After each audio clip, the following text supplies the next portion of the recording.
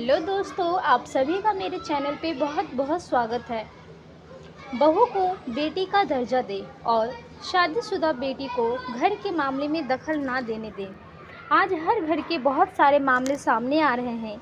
आज के घरों का सच यह है कि बहू को ताने देना, उसकी चुगली करना, उसे नीचा दिखाना, और जब आपकी बेटी की शादी हो जाती है तो आप हर वक्त यही प्रार्थना करते हैं कि उसे अच्छा ससुराल मिले, उसके ससुराल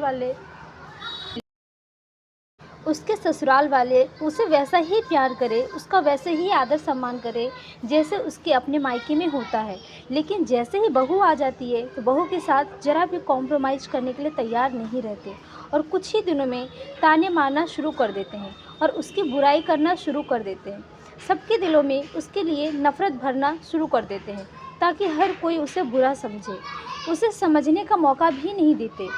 एक लड़की अपनी कहानी सुनाते हुए कहती है, पहले मैं और मेरे साथ एक दूसरे की बहुत इज्जत करते थे।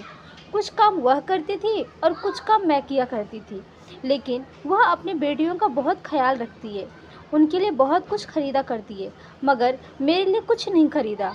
कोई चीज़ उपहार के रूप में भी मेरे लिए नहीं खरीदा। लेकिन मैंने कभी इस बात की शिकायत नहीं की। मेरी ननद को यह बिल्कुल भी सहन नहीं होता कि मेरी सास मेरे साथ हंसकर बात करती है। वह मेरे खिलाफ उनके कान भरती है और माँ भी अपनी बेटियों की बातों में आकर मुझे ताने मारती है। उस समय मुझे बहुत रोना आता है जब मेरे पति भी अपनी बहनों के खिलाफ कुछ नहीं सुनना चाहते। उन्हें इस बात का यकीन ही नहीं होता कि उनकी बहनें उसे पसंद नहीं करते हैं और माँ को मेरे खिलाफ भड़काती है। मुझे यह समझ में नहीं आता कि क्यों कुछ ननद अपने भाइयों का घर बर्बाद करना चाहती है।